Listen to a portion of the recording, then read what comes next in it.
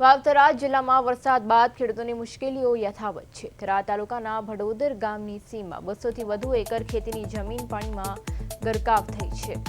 ખેડૂતોના જણાવ્યા મુજબ 2015, 2017, 2025 બાદ હવે 2026માં પણ સ્થિતિ યથાવત છે। કેનાલના સાયફર અને યોગ્ય ડ્રેનેજના અભાવે પાણી લાંબા સમય સુધી ખેતરોમાં જ રહે છે, જેના કારણે ખેતી કરવી મુશ્કેલ બની ગઈ છે। વર્ષ 2025ના પૂરનું પાણી પણ લાંબા સમય સુધી ઓસર્યું નહોતું અને હવે ફરી વરસાદ પડતા સ્થિતિ વધુ ગંભીર બની છે। કેનાલથી લઈને હાથમણી વિસ્તાર અને ગણેશપુરા તરફની સીમ સુધીનો મોટો વિસ્તાર પાણીમાં ગરકાવ છે।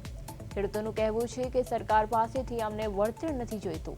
અમારી એક જ માંગ છે કે પાણીનો કાયમી નિકાલ કરવામાં આવે। જ્યાંથી પાણી લાવવામાં આવ્યું છે ત્યાંથી યોગ્ય રીતે બહાર કાઢવાની વ્યવસ્થા કરવામાં આવે, જેથી દર વર્ષે આ હાલાકી ન ભોગવવી પડે। વારંવારની આ સ્થિતિને કારણે અનેક ખેડૂતોની જમીન બિનઉપજાઉ બની રહી છે અને કેટલાક પરિવારો પોતાના ઘર છોડીને અન્યત્ર વસવાટ કરવા મજબૂર બન્યા છે। ખેડૂતો હવે તાત્કાલિક અને કાયમી ધોરણે પાણી નિકાલની વ્યવસ્થા કરવાની માંગ સાથે સરકાર અને તંત્ર તરફ આશા રાખી રહ્યા છે।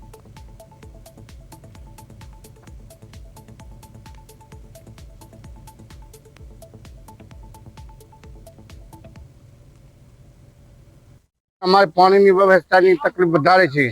2000માં પાણી આવેલું છે, આજ સુધી દૂર કર્યું નથી અને પાણીમાં અમે બેઠા છે। આવડો અમારે બંધ છે, 2 કિલોમીટર ફરતી ધાવને આપવું પડે છે અને પાણી કરે કે આવે છે એકવાર નક્કી અમને વિશ્વાસ નથી। અમારા ઘર ડૂબાઈ જાય છે। તમારે શું માંગ છે? અમારી પાણીથી દૂર કરવામાં અમે માગણી કર્યા।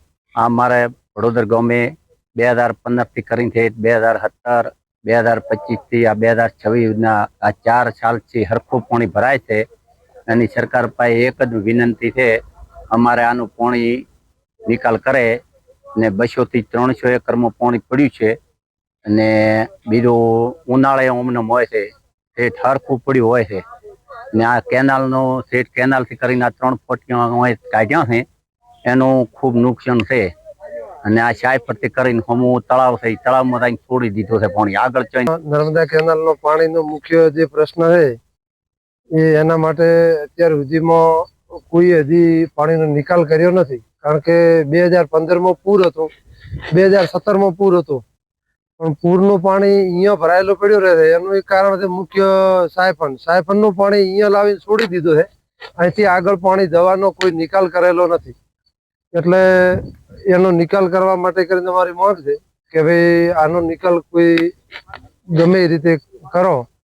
અને 2025માં પણ પૂરના પાણીમાં અત્યારે લગભગ 300 એકર જમીન બંજર થઈ ગઈ છે અને અત્યારે હાલ 2026માં ખાલી સામાન્ય વરસાદની અંદર ત્યાં 300 એકર જમીન ભરેલી।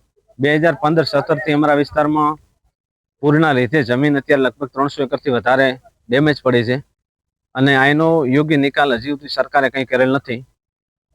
અહીંયા અધિકારીઓ બી આવેલા અને સ્થળ ઉપર વિઝિટ પણ કરેલી, મામલતદાર સાહેબ પણ આવેલા હતા, પણ આનો કોઈ યોગ્ય નિકાલ થયેલ નથી। અને અહીંયા સામે અમારા કાકાનું જ ખેતર છે, એ પણ સ્થાનાંતર કરી અને બીજા ખેતરે પણ રહેવા ગયેલા છે। અત્યારે તમે મીડિયાથી જોઈ શકો છો કે અત્યારે એમના મકાનની શું પોઝિશન છે, એટલે અત્યારે આ કન્ડિશન છે।